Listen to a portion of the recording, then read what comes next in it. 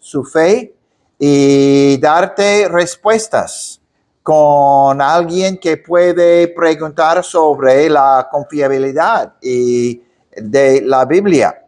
Y cuando abras tu Biblia, en la primera página, encontrarás que las primeras palabras dadas al hombre en el libro de Génesis son: en el principio creó Dios los cielos y la tierra. ¿No crees eso? Porque si lo haces y continúas leyendo la historia de los primeros 1500 a 2000 años de nuestro mundo, en esos primeros 11 capítulos de Génesis, pronto te darás cuenta de que lo que dice el Génesis no puede conciliarse con la visión evolucionista. Si aceptemos los años dados en las muchas genealogías de esos capítulos, y por supuesto lo hacemos, si haces los cálculos, verás que la edad de la tierra, según el Génesis, no puede ser mucho más que 6,000 a 7,000 años. En nuestra lección de esta hora, quiero que consideremos por qué este es un tema vital que necesita ser abordado. Génesis, ¿es un mito o una realidad? Hay gente que te dirá que no importa si el Génesis es un mito o una realidad. Pero si usted cree en una interpretación literal del relato de Génesis sobre la creación, el diluvio, la torre del Babel, entonces la pregunta de nuestro tema de esta semana es muy importante. Hoy en día hay muchos a quienes que se les dice que deben aceptar la visión secular del mundo del Big Bang y sus miles de millones de años de evolución. Y desafortunadamente muchos teólogos y predicadores liberales les dicen a los jóvenes que en realidad no importa cómo vean el Génesis, pero lo es. La forma en que vemos el Génesis determina cómo vemos e interpretamos el resto de la Biblia. Si no se puede confiar en que Génesis sea un relato preciso de comienzo del hombre y del origen del pecado y de la provisión de la salvación por parte de Dios, todo lo cual se encuentra en esos primeros capítulos de Génesis, entonces, ¿cómo podemos confiar en el resto de Génesis o en cualquiera de los otros libros de la Biblia? Uno de mis objetivos al presentar lecciones como esta serie es equipar al pueblo del Señor con una defensa válida de las verdades que se encuentran desde Génesis hasta Apocalipsis. Porque a medida que tú y yo, y especialmente nuestros jóvenes, nos enfrentamos a las filosofías del mundo, y a medida que comenzamos a sentir la presión de conformarnos con la manera de pensar de los demás, necesitamos darles respuestas razonables y ayudar a nuestros jóvenes, a nuestros amigos y vecinos a ver y comprender la evidencia que Dios ha provisto para que todos la vean. En Romanos 1, versículos 19 y 20, podemos leer: porque lo que de Dios se conoce les es manifiesto, pues Dios se lo manifestó. Porque las cosas invisibles de Él, su eterno poder y deidad, se hacen claramente visibles desde la creación del mundo, siendo entendidas por medio de las cosas hechas, de modo que no tienen excusa. Y creo que podemos dar una defensa tanto de las escrituras como de la ciencia que señale la mejor y más razonable explicación acerca de las verdades reveladas en la Biblia. Creo que la verdadera ciencia, no las filosofías o creencias de los científicos, sino las cosas que, como explicar anoche, las cosas que podemos observar, examinar y probar. La verdadera ciencia nos da mucha evidencia de que la creación de la tierra, el principio que se menciona en el primer versículo de la Biblia, fue hace solo miles de años. No millones, ni miles de millones de años. Ahora bien, cuando les decía a mis colegas profesores de la universidad que yo no acepta que la Tierra tuviera miles de millones de años, y yo creía que probablemente estaba más cerca de la edad bíblica de unos 6,000 a 7,000 años, los otros profesores me miraban como si estuviera loco por pensar eso. Quiero mostrarles que si una persona examina honestamente la evidencia que está disponible para que todos la vean, puede ser llevada a aceptar la verdad de Génesis 1. Como acabamos de leer de Romanos, la Biblia dice que no hay excusa para no creer en Dios. Él se ha revelado claramente a través de su creación. Y en nuestras próximas 2 lecciones, quiero que consideremos este tema de la edad de la tierra. Cuando nuestros hijos o estudiantes universitarios leen en sus libros de ciencias que este cráneo de Neandertal tiene 400,000 años, o que este Tyrannosaurus Rex vivió hace 83 millones de años, o que la vida comenzó en nuestro planeta hace unos 3.5 miles de millones de años, quiero que todos entendamos de dónde sacan los evolucionistas esos números. Como mencionamos en nuestra primera lección, no se dejen engañar pensando que el conflicto es entre la ciencia y la religión. No hay nada malo en usar nuestro intelecto para descubrir cosas sobre el mundo físico. No hay nada malo en aprender o razonar sobre las cosas científicas. Dios espera que usemos nuestra mente y nuestro intelecto. Dios es razonable. Como Isaías dice en Isaías 1:18, una invitación a vengan ahora y razonemos, dice el Señor. Eso es lo que estamos haciendo al considerar la pregunta: ¿Génesis es un mito o una realidad?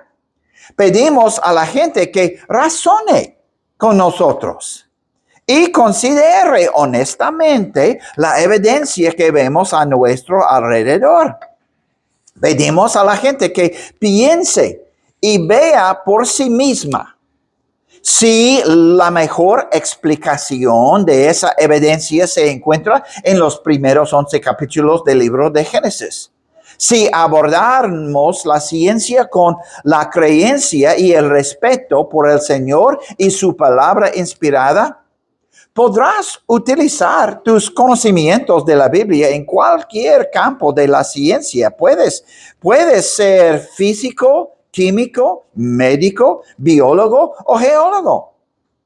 Puedes usar tu mente para encontrar respuestas a todo tipo de cosas sobre cómo funciona la creación de Dios.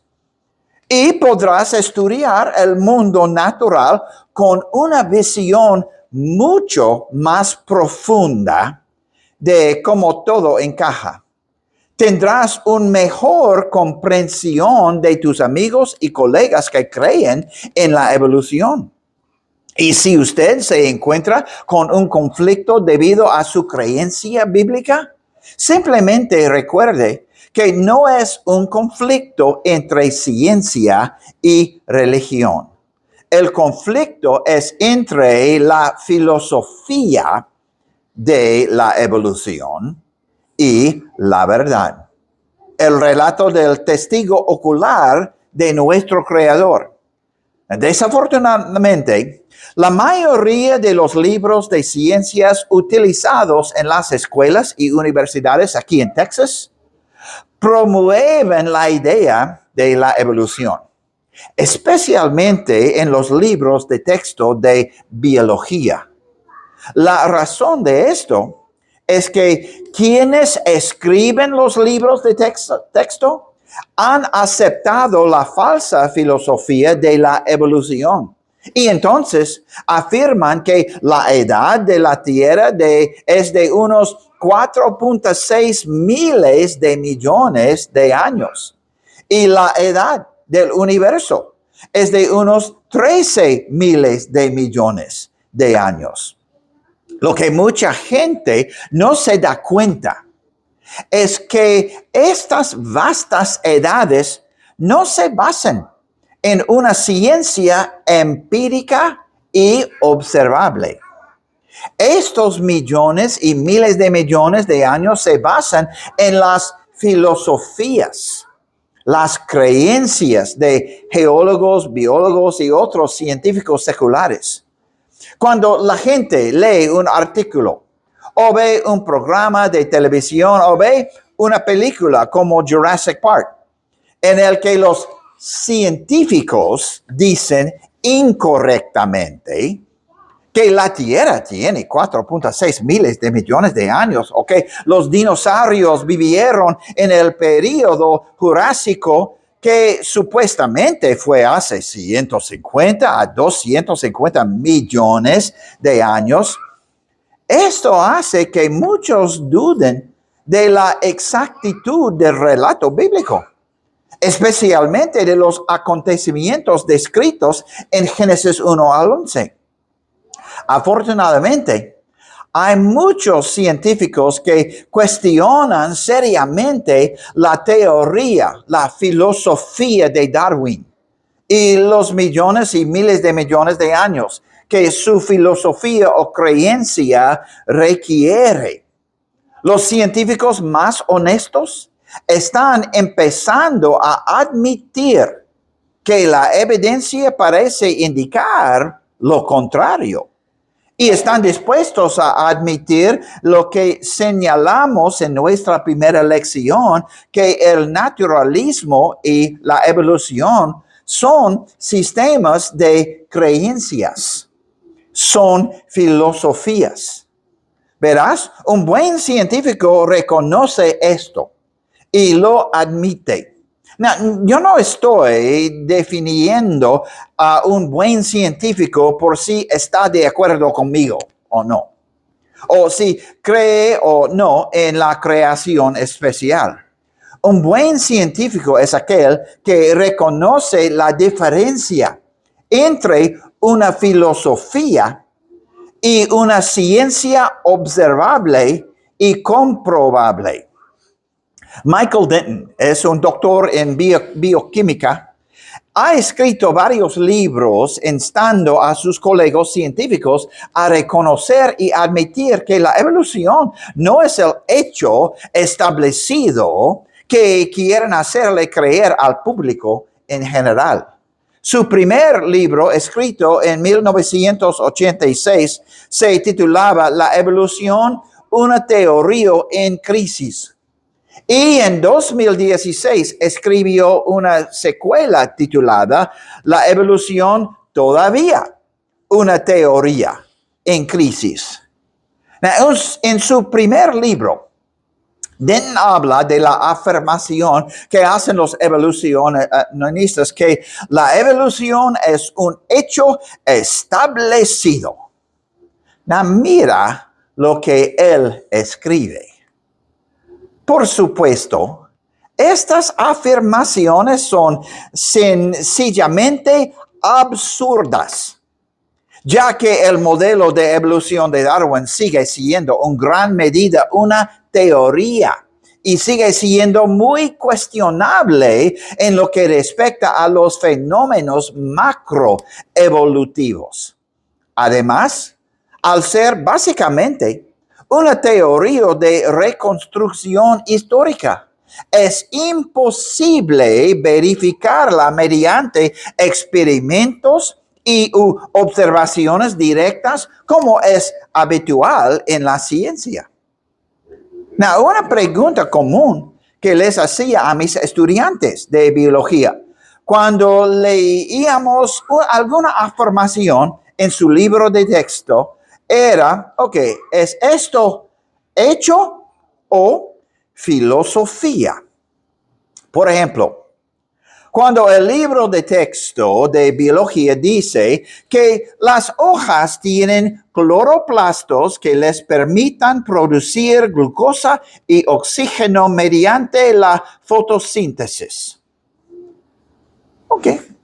Preguntarles, ¿hecho o filosofía? Eso es un hecho.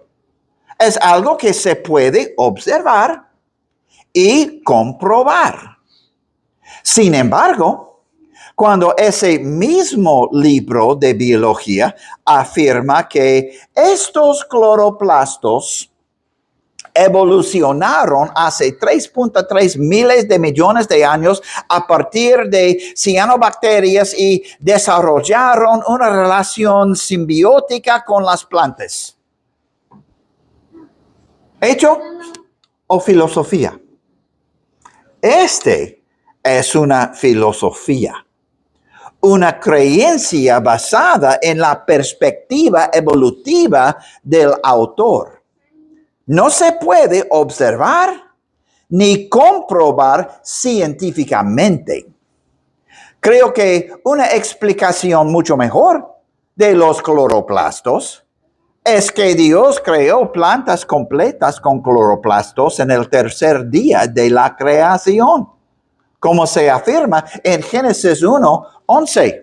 Después dijo Dios, produzca la tierra hierba verde, hierba que dé semilla, árbol del fruto de fruto según su género, que su semilla esté en él sobre la tierra, y fue así. Y lo que estamos considerando esta semana en esta serie de lecciones es qué sistema de creencias, creación o evolución, se ajusta mejor a la evidencia. Mis estudiantes aprendieron a reconocer la diferencia entre un hecho científico observable y comprobable y una filosofía o creencia del autor. Un buen científico es aquel que está dispuesto a admitir que algunas de las afirmaciones que se promueven como ciencia en realidad pertenecen al ámbito de la filosofía y la creencia. Y hay científicos respetables que no son creacionistas, pero que lo suficientemente honestos para admitir que algunas cosas simplemente están fuera del ámbito de la ciencia.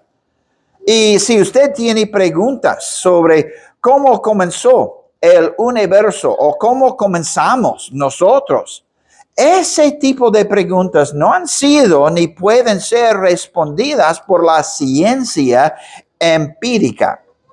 Si quieres saber realmente cómo empezó todo, tienes que encontrar una de tres cosas. Uno, un testigo ocular confiable que te diga lo que pasó. O quizás algún tipo de evidencia física que te ayude a descubrir qué pasó, o en algunos casos tienes alguna documentación escrita que te brinde esa información. Como cristianos que creemos en el relato de la creación del Génesis, contamos con la ayuda de estos tres elementos. Tenemos el relato del testigo ocular de Dios, que estaba allí en el principio. Tenemos evidencia física que nos ayuda a entender lo que estaba ocurriendo durante la creación. Tenemos toneladas de evidencia física en todo el planeta que apuntan al diluvio mundial descrito en Génesis. Y también tenemos documentación escrita. Y no solo estamos hablando de la Biblia como documentación escrita, sino que hay miles de otras fuentes escritas que confirman las verdades encontradas en Génesis. Cuando se trata de cuestiones históricas, preguntas sobre lo que ocurrió en el pasado, debemos simplemente mirar la evidencia y tratar de determinar lo que realmente ocurrió. ¿Qué es más razonable? ¿El relato de Génesis sobre la creación o la filosofía de la evolución? Cuando Darwin presentó su teoría, su creencia de que la evolución es la forma en que toda la vida llegó a existir, no pasó mucho tiempo para que su teoría, su filosofía, fuera ampliamente aceptada por sus colegas. Y su aceptación relativamente rápido sorprendió incluso a Darwin. Pero creo que hay una razón por la que tantos estaban dispuestos a adoptar su teoría. Fue porque la teoría de la evolución dio a las comunidades científicas y académicas lo que habían estado buscando. Les dio la libertad de no creer que un día tendrían que rendir cuentas al Creador. Tú y yo sabemos por Romanos 14:12, de manera de cada uno de nosotros dará a Dios cuenta de sí. Eso incluye a Darwin y quienes lo siguieron. Pero aquellos que aceptan el concepto de naturalismo, que la naturaleza, el reino físico, es todo lo que existe, creen falsamente que han eliminado a Dios y el reino espiritual. Pero no han eliminado a Dios de la realidad. Él todavía existe. Solo han eliminado a Dios de sus propias mentes. Y Pablo habla de esa actitud en Romanos 1:28. Y como ellos no aprobaron tener en cuenta a Dios. La Biblia nos dice que hay personas que deliberadamente deciden ignorar o suprimir el conocimiento de Dios. Rechazan la verdad y la evidencia de su existencia. Una vez más, la teoría de evolución de Darwin no tardó mucho en ser ampliamente aceptada por muchos científicos durante los siglos XIX y XX. Y si no aceptabas estas nuevas teorías de la evolución junto con el naturalismo, eras menospreciado dentro de la comunidad científica. En la comunidad académica, si uno continuaba aceptando el relato bíblico de la creación, era ridiculizado por ser supersticioso, anticuado, y tú no eras un buen científico. Pero déjame preguntarte, ¿cuándo ha preferido la mayoría la verdad de la palabra de Dios por sobre las filosofías de los hombres? ¿Qué dice Jesús en Mateo 7, versículos 13 a 14? Él dice, entrad por la puerta estrecha, porque ancha es la puerta y espacioso el camino que lleva a la perdición. Y muchos son los que entran por ella, porque estrecha es la puerta y angosto el camino que lleva a la vida, y pocos son los que la hallan. Quiero que sepan que muchos de los principios y leyes básicas de la ciencia se originaron en hombres que creían en Dios y en la verdad del relato bíblico. Utilizaron la Biblia como la verdad fundamental sobre la cual construir su comprensión. Han habido muchos científicos prominentes que han creído en Dios y en el relato bíblico. Nicolás Copérnico fue un matemático, astrónomo, y él que desarrolló un modelo de universo. Johannes Kepler fue un astrónomo, matemático y filósofo conocido por sus leyes del movimiento planetario. Sus libros proporcionaron algunas de las bases para la teoría de la gravitación universal de Newton. Galileo Galilei, astrónomo, físico y ingeniero italiano, ha sido llamado el padre de la física moderna y del método científico.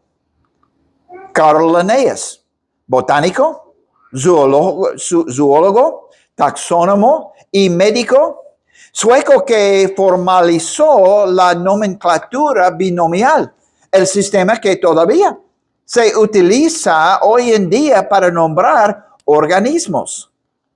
Sir Isaac Newton, matemático, físico, astrónomo y teólogo inglés, formuló las leyes del movimiento y la gravitación universal.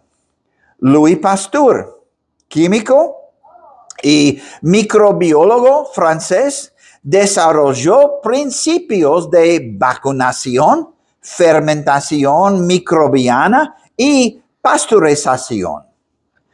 Matthew Maury fue un astrónomo, historiador, oceanógrafo, meteorólogo, cartógrafo, autor, geólogo, educador y oficial naval estadounidense. Era un devoto creyente y después de leer el Salmo 8:8, se propuso encontrar los senderos de los mares, lo que hizo y trazó una mapa de las corrientes oceánicas.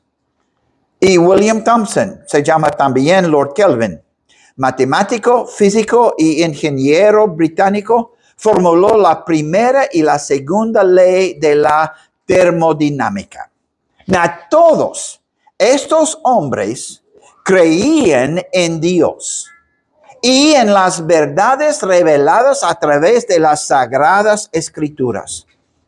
Lamentablemente, un número alarmante de líderes, de maestros cristianos, están creyendo a la presión de sus compañeros para adaptarse a la cosmovisión predominante de la evolución.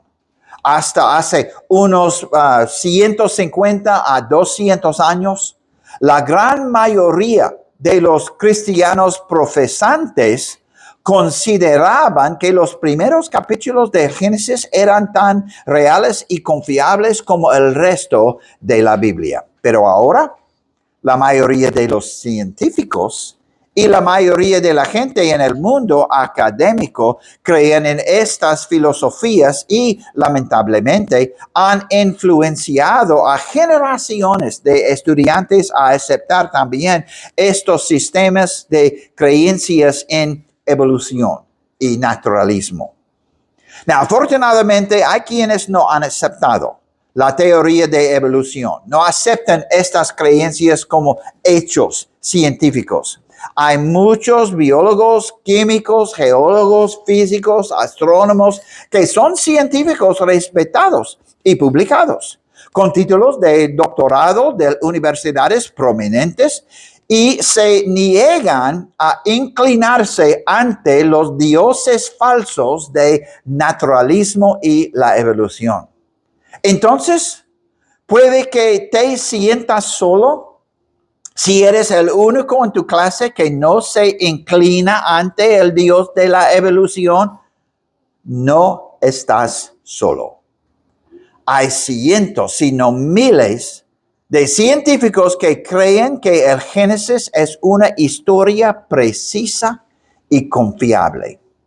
Ahora entiendo y estoy de acuerdo con la afirmación que la Biblia nunca pretende ser un libro de ciencia, pero sí afirma más de 3,000 veces ser una comunicación directa de Dios, que nos dice que en el principio Él creó los cielos y la tierra, preparó un hogar para el hombre y luego creó al hombre, todo en 6 días. Y si Dios es quien dice ser, entonces siempre han existido y tiene todo el conocimiento y el poder. Él es perfecto, por eso nunca comete errores. Él es puro y honesto, por eso nunca dice mentiras. Por lo tanto, si la Biblia es la palabra de Dios, entonces debe ser veraz en su totalidad, incluso cuando revela asuntos históricos y científicos. El carácter de Dios requiere que los primeros 11 capítulos de Génesis sean un registro confiable de la historia real. Now, veamos al capítulo 1 de Génesis y hagamos algunas observaciones. Tenemos que comenzar con el versículo 1. En el principio creó Dios los cielos y la tierra. Now, para el cristiano, Génesis 1:1 resuelve el asunto. Pero los científicos seculares y los evolucionistas han propuesto otras 2 explicaciones de lo que sucedió en el principio. De hecho, la mayoría de los científicos seculares se niegan a aceptar lo que acabamos de leer en Génesis 1:1. Y su negativa a aceptar lo que dice la Biblia los ha llevado a formular algunas explicaciones alternativas bastante necias. Now, la teoría alternativa más reciente, popularizada por Stephen Hawking, fue que nada existía antes del universo. Hace unos 40 años, Hawking propuso que antes de que existiera la materia y el tiempo, las leyes de la gravedad y la teoría cuántica permitieron que los universos se crearan a sí mismos. Es decir, que surgieran de la nada. Él creía que nuestro universo surgió del espacio vacío o de la nada, hace unos 14 miles de millones de años. Un momento. Tú y yo sabemos por nuestras propias observaciones que algo no surge de la nada.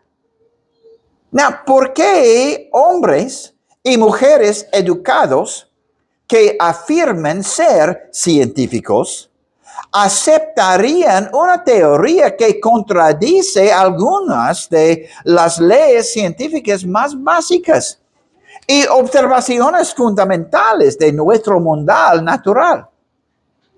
Creo que se ven obligados a aceptar este punto de vista de algo de la nada, porque la alternativa es, en el principio, Dios creó los cielos y la tierra. Now, hay tres leyes de la ciencia que prohíben que un universo surja de la nada. La primera ley de la termodinámica indica que en la naturaleza la materia y la energía no se crean de la nada. La energía se puede convertir en materia o viceversa, pero la suma total de materia y energía en el universo debe ser constante. O bien, la materia y energía en el reino natural fueron creadas por algo fuera del reino natural. O bien, la materia y energía son eternas. Es dos opciones.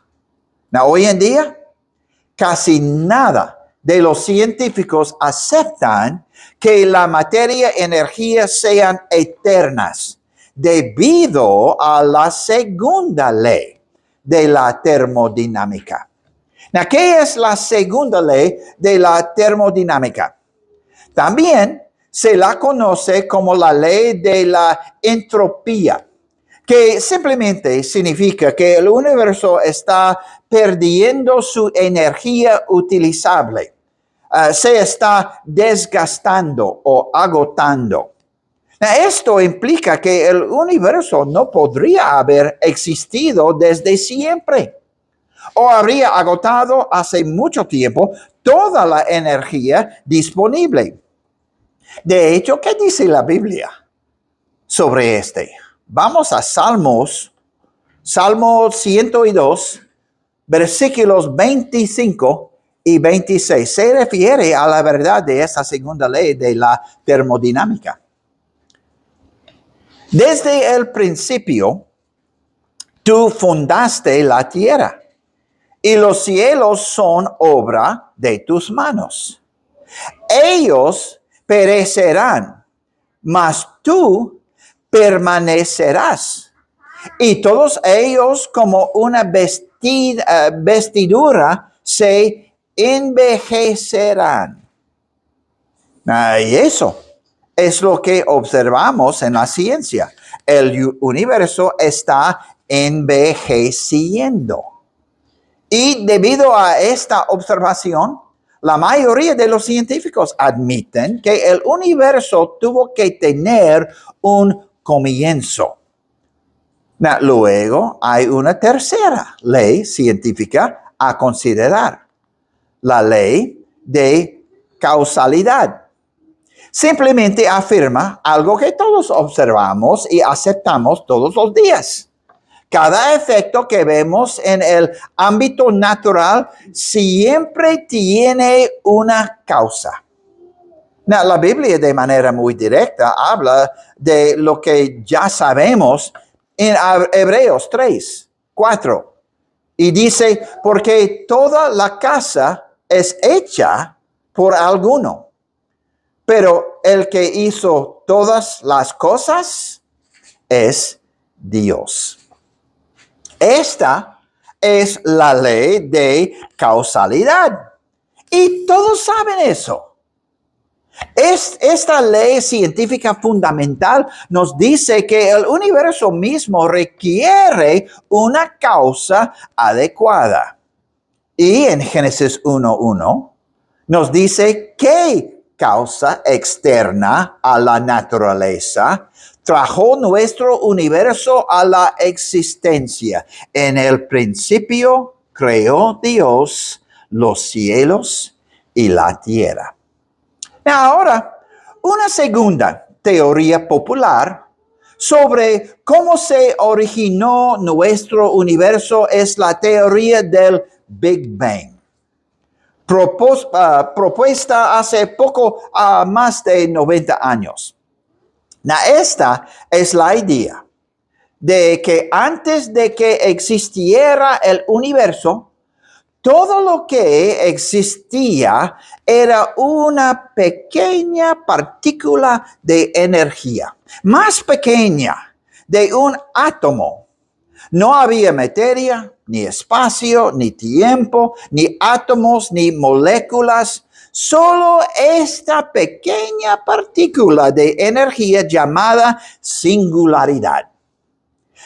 Esta singularidad explotó y se expandió exponencialmente hace unos 14,000 millones de años y en menos que 3 minutos formó toda la materia que compone los miles de millones de galaxias, estrellas y planetas del universo. Y los libros de texto de ciencias y los documentales científicos hablan del Big Bang como si fuera un evento científicamente probado que puede documentarse y estudiarse. La revista científica se llama New Scientist. Publicó un librito titulado ¿Qué fue lo que dio origen al Big Bang? En inglés es What Put the Bang in the Big Bang. En este librito hay un artículo de Peter Coles, un conocido y destacado astrofísico, considerado un experto en la teoría del Big Bang. En su artículo admite que no hay ninguna prueba ni evidencia de que esto haya ocurrido realmente. Y él dice que los científicos no pueden probar que realmente sucedió. Él también escribió, en cierto sentido, seguimos tan confundidos como siempre sobre cómo empezó el universo. Pero quizá ahora estemos confundidos en un nivel superior y por mejores razones. ¿Estemos confundidos en un nivel superior? ¿En serio? Y él nos está diciendo que nosotros simplemente deberíamos creer y aceptar lo que él dice, sin ninguna evidencia que respalde sus afirmaciones. Debes recordar que todos tus libros de ciencia están escritos por científicos seculares que quieren que aceptes que el universo surgió de la nada o que surgió de una partícula subatómica de energía. Y las creencias de ellos en el naturalismo y la evolución los obligan a aceptar uno de estas dos teorías naturalistas, que todo surgió de la nada o que todo surgió del Big Bang. Y la razón por la que impulsan estas dos creencias es porque la alternativa es inaceptable para muchos de ellos. Mis estudiantes me preguntaron a veces, Señor O'Banion, ¿cree en el Big Bang? Y yo dijo, sí, ellos saben que yo soy predicador. Y ¿creen en verdad en el Big Bang? Sí. Dios dice y bang, eso pasó. ¿Cuál es la alternativa o explicación? En el principio creó Dios los cielos y la tierra. Ahora veamos un poco más profundamente lo que se revela en estos primeros capítulos del libro de Génesis. Génesis 1 comienza con Dios creando al cielo y la tierra y todo lo que hay en ellos en 6 días literales de 24 horas de duración. El primer día se crearon el cielo y la tierra quedó completamente cubierta por agua.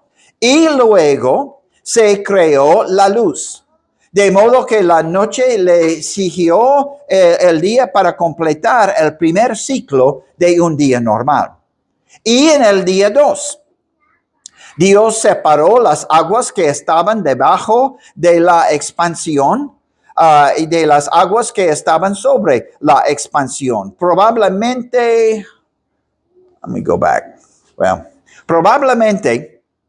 la creación de nuestra atmósfera. El día 3, este es el día 3. Dios formó la tierra seca y la separó del océano. En el día 4, Dios creó los planetas, el sol, la luna, las estrellas. En el día 5, en el capítulo 1 de Génesis, nos dice que Dios creó los animales terrestres. Creó las criaturas marinas y los animales voladores, los peces y las aves. Y en el día 6 nos dice que Dios creó los animales terrestres. Y luego Dios creó al primer hombre y la primera mujer, Adán y Eva.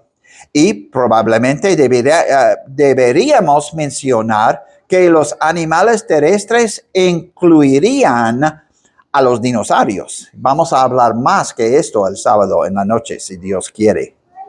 Génesis 2, 1-4 dice, fueron pues, acabamos los cielos y la tierra.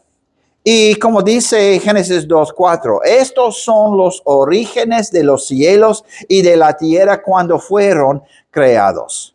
Esta es la verdadera historia de cómo comenzó todo. El origen de todo, la creación, el planeta, el sistema solar, nuestra atmósfera, todos los seres vivos, incluidos nosotros mismos, se explica en ese primer capítulo del Génesis. Y en los primeros 11 capítulos, toda la biología, la geología, la cultura, las civilizaciones y los idiomas son revelados por nuestro Creador, aquel que estaba allí. Y mi pregunta para todos nosotros esta tarde es, ¿creemos eso?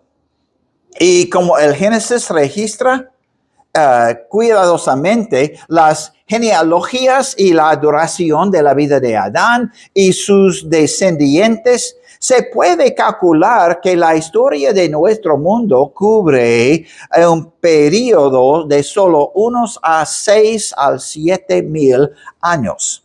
Ahora, aquellos que se autodenominan evolucionistas teístas, ellos intentan encajar una historia evolutiva en el registro bíblico, al tratar de decir de que cuando Génesis habla de los 6 días de la creación, esos días no son días literales de 24 horas. Ellos dicen, después de todo, no nos dice la Biblia en 2 de Pedro, 3:8. Podemos leer, para Dios, un día es como 1000 años y 1000 años como un día.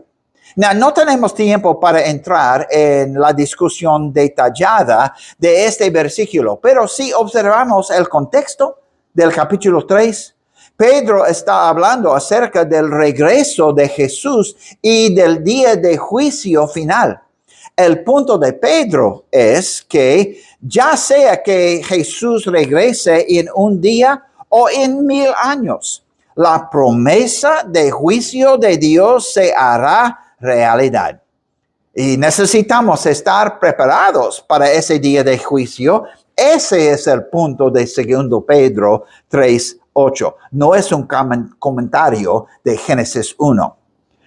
Aquellos que se sientan presionados a ajustarse a la visión popular de la evolución, usan este versículo para decir que los días de la creación en Génesis podrían referirse a miles, millones o incluso miles de millones de años en lugar de un día de 24 horas. Ahora bien, el hecho es que Dios está más allá del tiempo.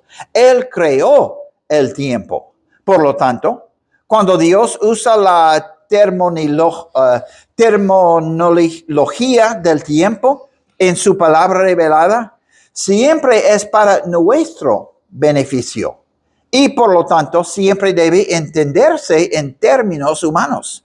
Cuando Dios nos dice que hizo la creación en 6 días y descansó un día, entendemos que Dios creó todo en 6 días y descansó en séptimo día.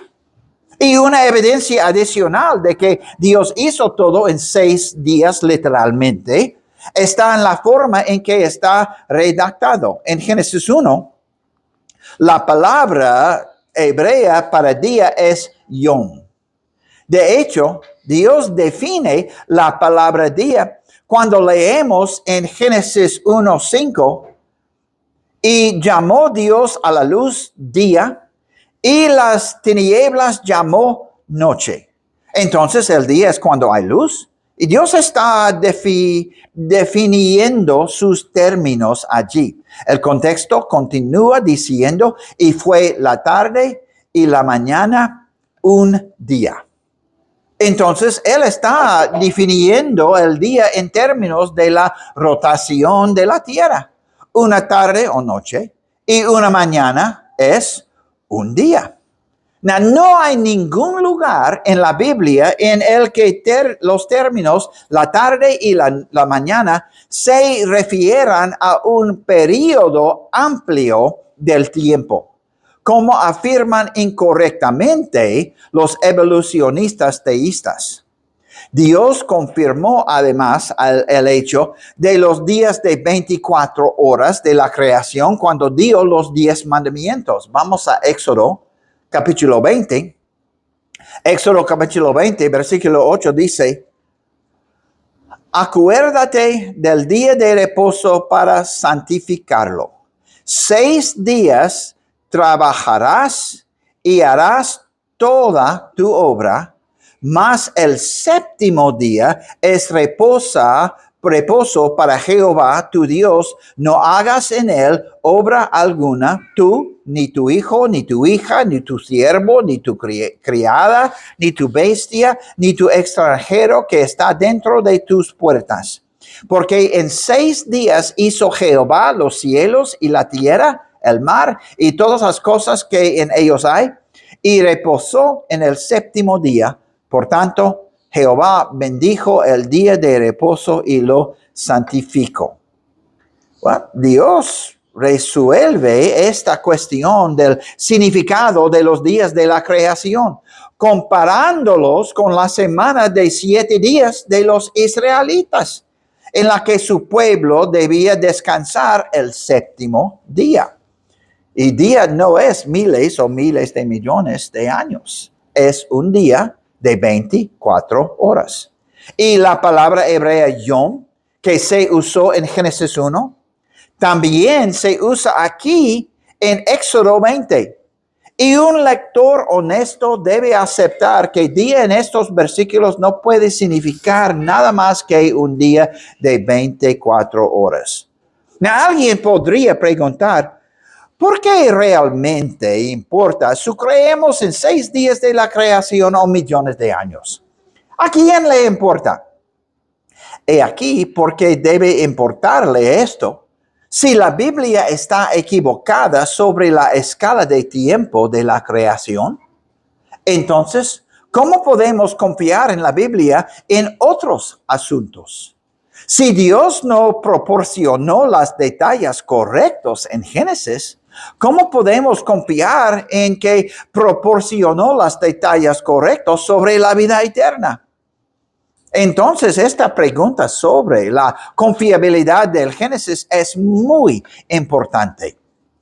Lo primero y más importante, debemos creer que la Tierra tiene alrededor de 6 a 7 mil años debido a la veracidad y confiabilidad del relato bíblico.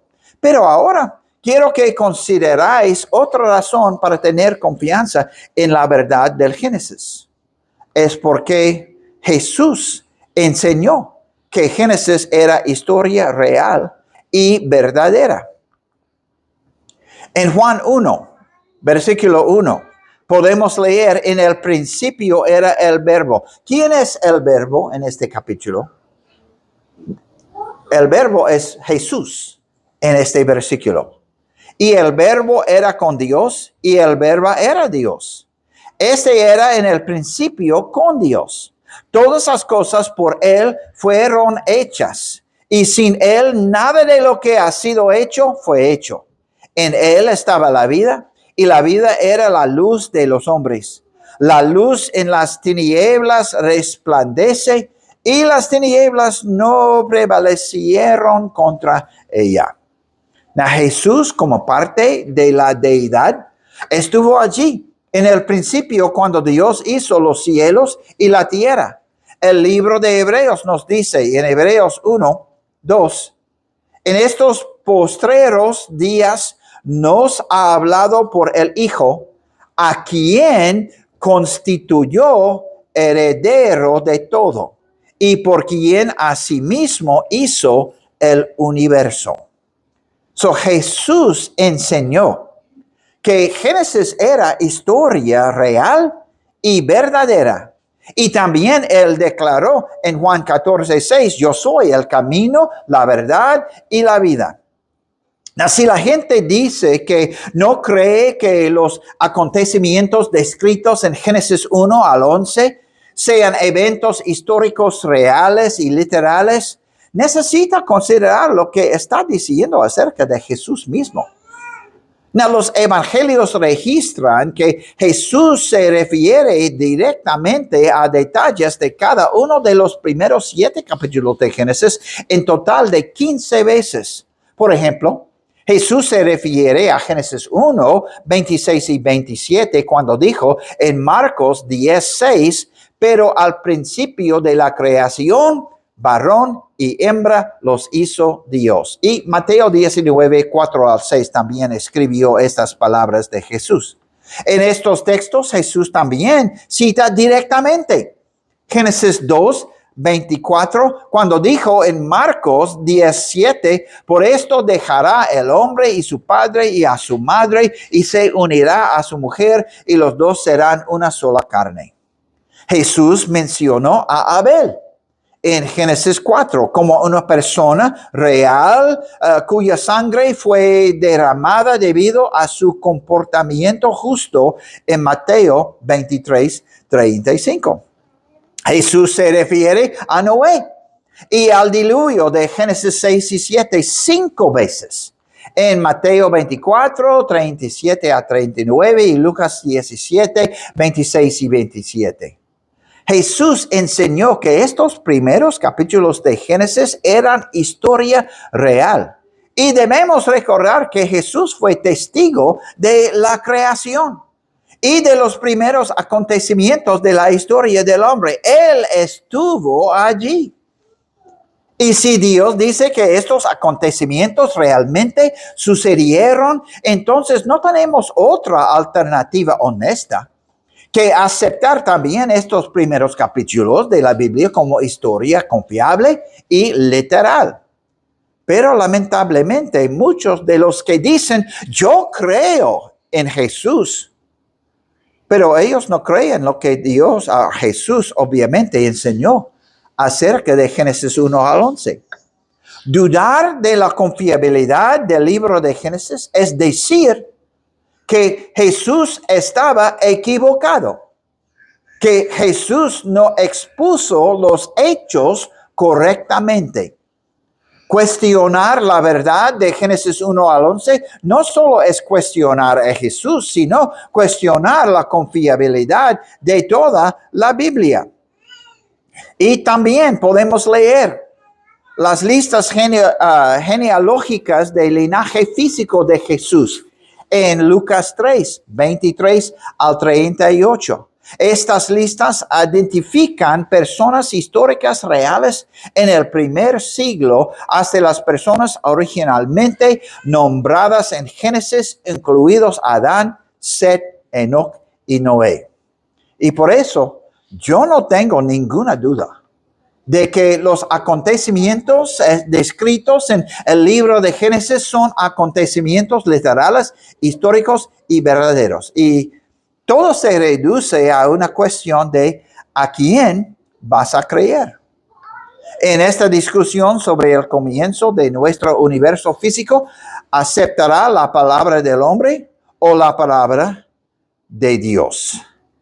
Sí, como dijimos en nuestra primera lección, el temor del Señor es el principio de la sabiduría. Y los temas y preguntas que vamos a analizar esta semana son importantes. Porque algún día uno de nosotros estaremos delante de Dios y daremos una respuesta de por qué aceptamos o no la evidencia que Él nos proporcionó. Por eso yo invito a la gente a razonar conmigo y considerar la evidencia. Primera de Corintios 1:21 dice, pues ya que en la sabiduría de Dios el mundo no conoció a Dios mediante la sabiduría, agradó a Dios salvar a los creyentes por la locura de la predicación. Y lo que Pablo nos está diciendo es que el orgullo del hombre en su propia sabiduría, sus propias ideas y sus propias historias han hecho que muchos se alejen de la sabiduría que el Creador les ha ofrecido. Tenemos acceso a la verdadera historia de nuestro universo. Aquí está la realidad. Tenemos una revelación muy poderosa que nos dice quiénes somos y de qué se trata el mundo. Confiar en Dios y en lo que Él ha revelado en las Escrituras no es anti-intelectual, ni irrazonable, ni tampoco anticientífico. De hecho, es lo más razonable que puedes hacer.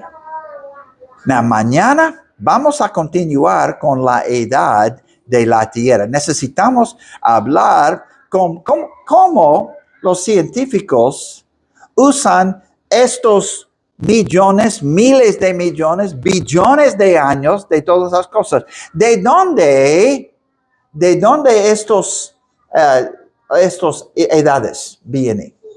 Bueno, mañana vamos a ver, porque ellos dicen los vastos edades. Gracias por tu atención esta noche. Gracias por la oportunidad a estudiar con ustedes y Dios te bendiga, hermanos.